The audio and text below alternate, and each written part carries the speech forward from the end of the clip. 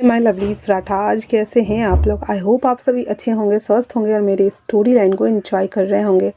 तो जो कोई भी मेरे चैनल पे नए आ रहे हैं, प्लीज़ मेरे चैनल को लाइक शेयर सब्सक्राइब करना मत भूलिएगा। और अगर आप लोगों को मेरी स्टोरी लाइन और उसके प्लॉट्स पसंद आते हैं तो प्लीज़ मुझे कमेंट्स करके अप्रिसिएट करना और कमेंट्स करना मत भूलिएगा। लास्ट पार्ट में हम लोगों ने देखा था कि विंग, जो कि उसको रॉड लगने की वजह से वो अधमरा हो चुका था और मरने की हालत में पहुंच गया था। वो उस शख्स के, जो मास्क मैन था, उसके पैरों को पकड़ते हुए उसे कहता है कि मैं मरकर भी वापस ज़रूर आऊँगा अपने प्यार के लिए, उसे अपना बनाने के लिए। मैं तुम में से किसी को भी नहीं छोड़ूंगा जब मैं लौट के आऊँगा। इतना सुनते ही वह शख्स विंग से अपने हाथों को अपने कॉलर के ऊपर से छुड़ाता है और अपने आदमियों को इशारा करते हुए कहता है, इसे ले जाओ और नीचे पहाड़ी से फेंक दो, क्योंकि मैं नहीं चाहता कि इसकी लाश को कभी भी वांगजी देखे या फिर उसे देखने का मौका भी मिले। और फिर वो विंग की तरफ देखते हुए कहता है, मैं तुम्हें उसके आखिरी दर्शन भी नसीब नहीं होने दूंगा, इतना कि तुम कुछ भी कर लो। फिर वो विंग को घूरते हुए कहता है, तुम चाहो जितने भी जन्म ले लो, लेकिन तुम्हारी मौत हमेशा हमेशा मेरे हाथों से ही होगी। इस बार मैंने तुम्हें इतनी आसान मौत तो दे दी है, लेकिन अगर अगली बार तुम जन्म लेके आए भी ना, तो मैं तुम्हें इतनी आसान मौत बिल्कुल भी नहीं दूंगा। उसके बाद वो वापस से इशारा करता है, जिस कारण उसके जितने भी आदमी थे, तो कुछ लोग विंग को उठा करके पहाड़ी से नीचे फेंक देते हैं। विंग, जो कि पहाड़ी से नीचे गिरते हुए अपने मन में कहता जा रहा था, मुझे माफ़ कर देना वांग जी, मैं तुम्हारे जितना प्यार तुम्हें नहीं दे पाया, लेकिन मैं प्रॉमिस करता हूँ कि मैं तुम्हारा साथ कभी कभी नहीं छोड़ूंगा। मुझे माफ़ कर देना वांग जी, प्लीज़। मरने के बाद भी मैं मरने के बाद मैं तुम्हें कुछ भी नहीं होने दूंगा। मैं वापस से जन्म जरूर लूँगा, सिर्फ और सिर्फ तुम्हारे लिए मैं वापस जरूर आऊँगा, सबको सजा देने के लिए। जिन लोगों ने हम दोनों के साथ गलत किया है, जिन्होंने हमसे हमारी खुशियाँ छीन ली है, प्लीज़ वांग जी, अपने विंग का वेट करना, प्लीज़ प्लीज़। इतना बोलने के साथ ही उसकी आंखें बंद हो जाती है हमेशा हमेशा के लिए और वो पहाड़ी से नीचे गिर जाता है। बेड पर लेटा हुआ एक लड़का आहिस्ते आहिस्ते से अपनी आंखों को खोलता है और उसकी आंखों के सामने एक वाइट कलर की दीवार आती है और वो कहता है, ओ मैं कहाँ हूँ? क्या मैं नर्क में हूँ? क्या मैं मर गया हूँ? ओ हाँ। फिर उसे एहसास होता है कि वो अपनी आंखों के बीच कुछ तो अलग देख रहा है। फिर से वो अपनी आंखों को दोबारा खोल के देखता है तो वो एकदम चौंक जाता है, क्योंकि ये एकदम शानदार कमरा था, एलिगेंट, और हर जगह ग्रे कलर के पर्दे थे, दीवारें जो कि ब्लैक एंड वाइट थे, जो देखने में बहुत ही ज़्यादा यूनिक एंड अट्रैक्टिव लग रहा था। वहीं पर किंग साइज बेड पर एक लड़का पेट के बल लेटा हुआ था, जो कि दिखने में बहुत ही ज़्यादा हैंडसम लग रहा था। ऐसा लग रहा था जैसे कि कोई प्रिंस सोया हो और अपने सपनों में खोया हुआ हो। उस प्रिंस की अचानक से नींद खुलती है, क्योंकि उसने अभी बस थोड़ा सा आंख ओपन किया था और वो सभी चीज़ों को वो देख रहा था। फिर वो चिल्लाते हुए कहता है, वांग जी। और फिर एकदम से उसकी आंख पूरी खुल जाती है और वह इंसान अपने आप से बातें करते हुए कहता है, अरे मैं तो मर गया था ना, तो क्या मैं अभी वापस से नर्क में हूँ? मैं कहाँ हूँ? लेकिन ये नर्क इतना जाना पहचाना क्यों लग रहा है, जैसे कि ये नर्क मेरा ही रूम हो। ये कहते हुए अपनी चारों तरफ एक नज़र घुमाते हुए वो हर चीज़ को ध्यान से देखने लगता है और फिर एकदम से चिल्लाते हुए कहता है, अरे ये तो मेरा ही रूम है जहाँ मैं रहता हूँ। इसका मतलब कि मैं जिंदा हूँ। फिर वह लड़का छट से बिस्तर से उठ जाता है और खुद को इधर उधर छूकर देखने लगता है। ये क्या मैं जिंदा हूँ? लेकिन मैं जिंदा कैसे हूँ? क्या वो सब सिर्फ एक सपना था? मतलब कुछ नहीं हुआ था? मतलब मेरे साथ और वो गुंडे और मेरा खाई में गिरना, वो सब क्या था? फिर खुश होकर जैसे ही आईने के सामने आता है, शौक से उसकी चीख निकल जाती है और वह अपने आप को देखते हुए कहता है, अरे ये क्या, ये कपड़े तो शादी के एक दिन पहले पहने थे मैंने। तो क्या सच में मेरा रीबर्थ हुआ है? मैं शादी के एक दिन पहले वापस आ गया हूँ? मतलब अब मैं खुद को बता सकता हूँ कि उन लोगों के हाथों से बचा सकता हूँ, मैं उन लोगों के हाथों से और अपनी दोस्त म्या को भी बचा सकता हूँ। ये सब कहते हुए वहाँ एकदम से खुश हो जाता है और तभी उसको अपनी शादी वाली रात याद आ जाती है कि कैसे उन लोगों ने उसे मारा था। ये याद आते ही उसकी आंखें गुस्से से एकदम लाल हो जाती हैं और वो अपने मन में ये डिसाइड कर लेता है कि वो उन लोगों से अपना बदला ज़रूर लेगा जिसने उनके साथ ये सब कुछ किया। पहले तो मेरी जान ली, फिर मेरे माँ और बाबा को मारा, फिर वांगजी के माँ और बाबा को भी मार डाला। मैं उन सबको छोड़ूंगा नहीं और उन सब से अपनी पूरी फैमिली को भी बचा के रहूँगा। वह ये सब सोच ही रहा होता है कि तभी उसके रूम में एक लड़की आ जाती है और वह गुस्से से चिल्लाते हुए कहती है, रीइंग के बच्चे, तुम्हारी हिम्मत कैसे हुई कल रात को मुझे अकेले उस क्लब में छोड़कर आने की? हाँ, एक तो तुमने ज़बरदस्ती की थी कि वहाँ चलो चलो चलो, वहाँ जाने के बाद ऊपर से वो तेरा होने वाला साइको हस्बैंड मुझे सुन रहा था। हाँ, मैं कितना ज़्यादा डर गई थी तुम्हें पता है? वो लड़की बोलती जा रही थी और वही विंग उसको देखता जा रहा था। उसको देखते हुए उसकी आंखों में आंसू आ जाते हैं और उसे याद आ जाता है कि कैसे कैसे उसकी वजह से कल म्या की जान चली गई थी। ये याद आते ही वो दौड़ता हुआ जाकर उसके गले लगा लेता है और कहता है, I am really sorry Wenching, मैं अब कभी ऐसा नहीं करूँगा। मैं तुम्हें हमेशा प्रोटेक्ट करके रखूँगा, तुम्हें किसी को हाथ भी नहीं लगाने दूँगा। ये बोलते हुए वह उस दिन की बातों को सोचने लगता है कि एक दिन पहले क्या क्या हुआ था। रिंग अपने शादी वाले कपड़े पहनकर अपने आप ही शीशे में देख रहा होता है। तभी पीछे से एक लड़की आकर के, और ये शादी के एक दिन पहले वाला है जिस दिन आज रिंग का रीबर्थ हुआ है, ये उसी दिन की बात सोच रहा है। तभी एक पीछे से एक लड़की आकर के धीरे से उसके माथे पर मारते हुए कहती है, अब बस भी करो रिंग, और कितना देखोगे तुम अपने आप को? हाँ, अगर तुम खुद को ऐसे ही देखते रहे ना तो तुमको तुम्हारी नज़र लग जाएगी, सच कह रही हूँ। म्या की बात सुनकर रिंग मुस्कुराने लगता है और कहता है, मुझे तो कभी नज़र लग ही नहीं सकती, क्योंकि नज़र को भी पता है ना कि वेंचिंग मेरी कि पता है ना कि म्या की दोस्त हूँ मैं, और एक बार गलती से भी अगर म्या को गुस्सा आ गया ना तो फिर उस नज़र की तो खैर नहीं। रिंग की बात सुनकर म्या हंसने लगती है और फिर उसको ओवरकोट पहनाते हुए कहती है, रिंग, एक बार तुम सोच लो इस शादी के बारे में। क्योंकि अगर मैं सच कहूँ तो मुझे वो वांगजी बिल्कुल भी पसंद नहीं है। पता नहीं क्यों, उसकी नज़रें जिस तरह से तुम्हें देखती हैं ना, वो मुझे बिल्कुल भी अच्छा नहीं लगता है। उसकी नज़रों में कुछ अजीब होता है, जैसे कि कोई सनकपन हो। उसकी नज़र सिर्फ हर वक्त तुम पर और सिर्फ तुम पर ही होती है। विंग मेहमा को शांत करवाते हुए कहता है, फिर तो ये अच्छी बात हुई ना कि उसकी नज़रें सिर्फ और सिर्फ मुझे देखती है। पता है तुम्हें, उसके लिए मैं तो उसकी पूरी दुनिया हूँ और वो मेरे लिए कुछ भी कर सकता है। वेंचिंग विंग का हाथ छोड़ते हुए कहती है, अच्छा, अगर ऐसी बात है तो फिर वो बस अपनी फैमिली मेम्बर के सामने ही शादी क्यों कर रहा है? अगर तुम उसकी पूरी दुनिया हो तो उसे तुम्हारे साथ पूरी दुनिया वालों के सामने शादी करनी चाहिए ना।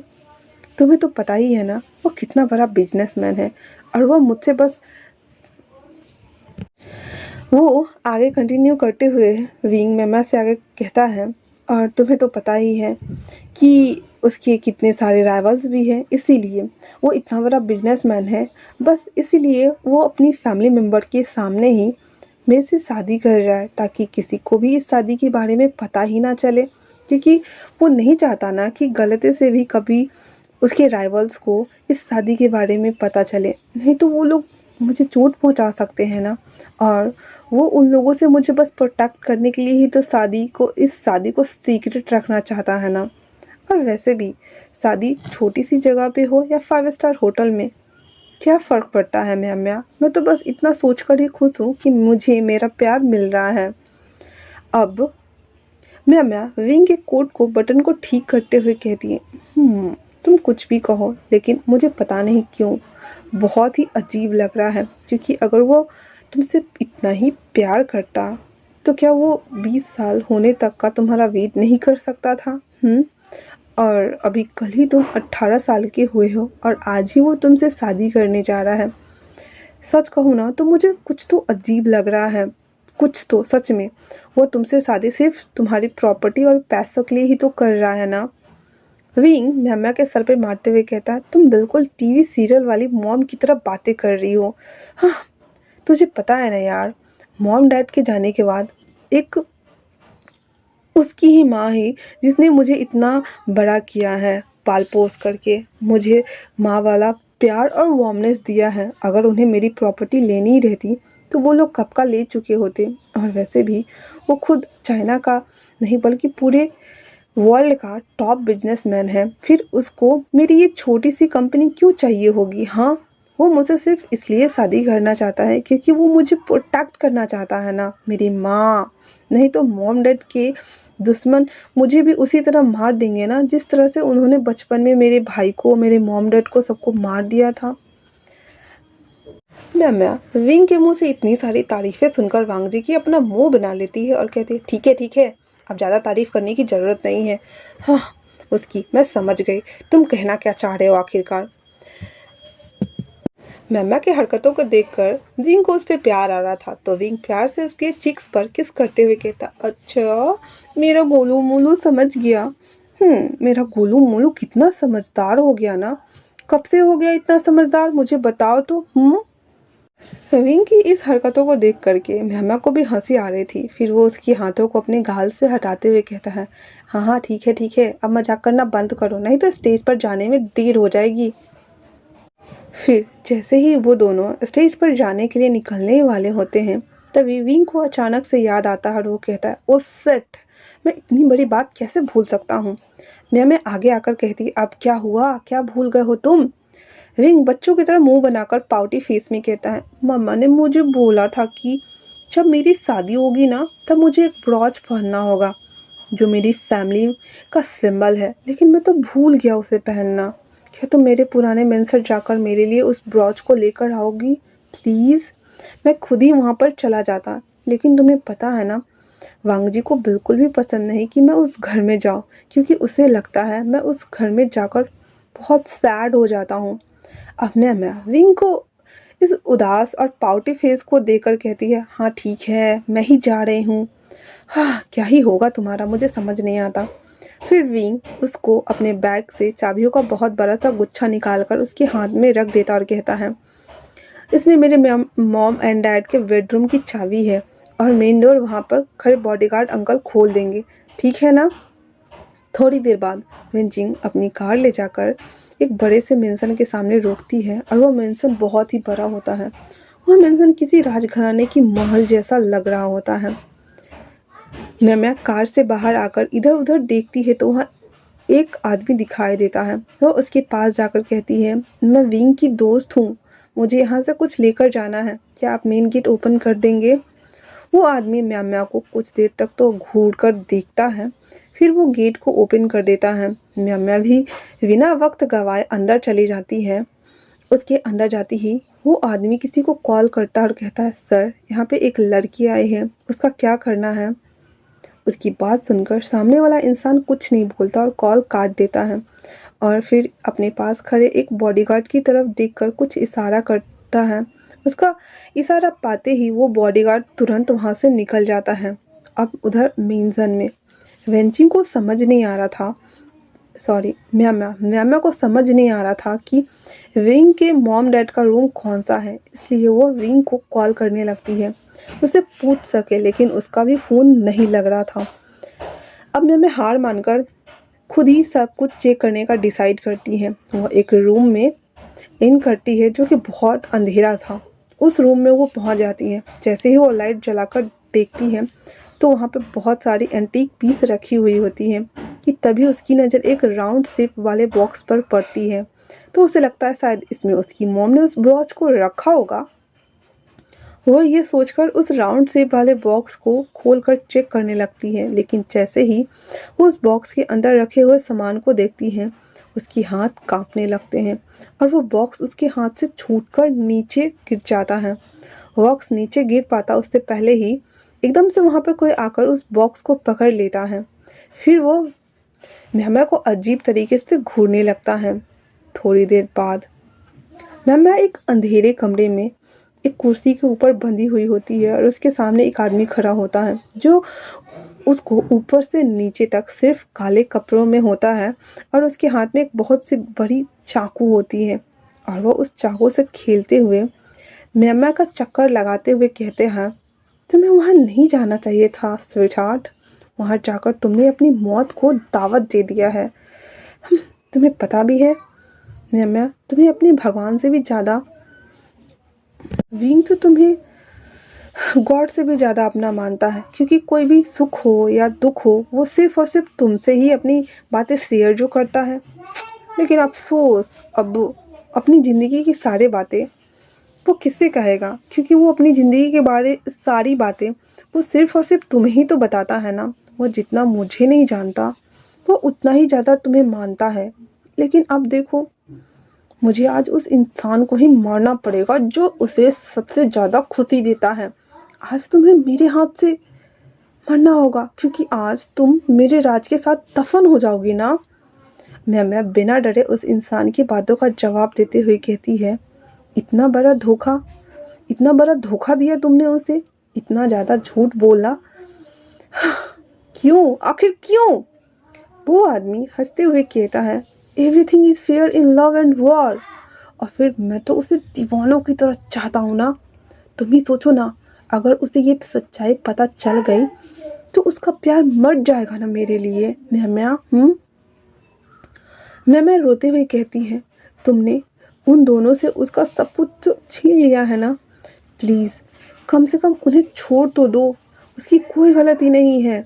फिर वो शख्स कहता है, सही कहा तुमने, मैंने उन दोनों से उनका सब कुछ ले लिया है, लेकिन अभी वो तो बाकी है ना।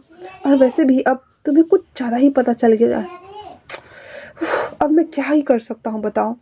और अब ये सब उसी का नतीजा है कि तुम अब मारी जाओगी। ये कहते हुए वही मास्क मैन वाला ये इंसान जो कि विंग को मारा था, वही इंसान अभी इतना कहते ही मेहमा के पेट में वो चाकू को घुसेड़ देता है एंड देन उसके गर्दन पे रखा हुआ था।